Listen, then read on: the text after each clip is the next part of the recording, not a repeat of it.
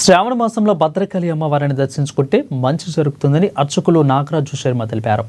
శ్రావణ మాసం కావడంతో వరంగల్ నగరంలోని ప్రసిద్ధిగాంచిన భద్రకాళి దేవాలయానికి జిల్లా నలుమూలల నుంచి మహిళలు విచ్చేశారు. ఇక అమ్మవారిని దర్శించుకుని మొక్కులు చెల్లించుకుని పూజలు నిర్వహించారు. దేవాలయానికి వచ్చే భక్తులకు ఎలాంటి ఇబ్బందులు కలగకుండా దేవాలయ అధికారులు ఏర్పాట్లు చేశారు.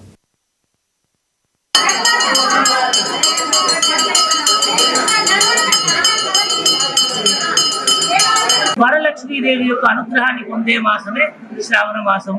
ఈ శ్రావణ మాసంలో వచ్చే శుక్రవారాలంతా కూడా వైభవలక్ష్మి వరలక్ష్మిగా కీర్తించబడతాయి. శ్రావణ మాసంలో ముఖ్యంగా సువాసినులు స్త్రీలు అమ్మవారిని విశేషంగా పూజిస్తారు. పసుపు కుంకుమలతోటి పొడి బియ్యము, పత్రి, ఫలము, పుష్పము అని సమర్పించి ముత్తైదులకు కూడా వాయినాలు ఇస్తారు. తద్వారా దీర్ఘ సౌమంగళ్యము, సకల సంపదలు, దారిద్ర్యము తొలగి ఆయుర ఆరోగ్యాలను వరలక్ష్మి అనేక విధములైన వరాలనిచ్చి కాపాడుతుంది. ఈ మాసంలోనే పౌర్ణమి కూడా వస్తుంది.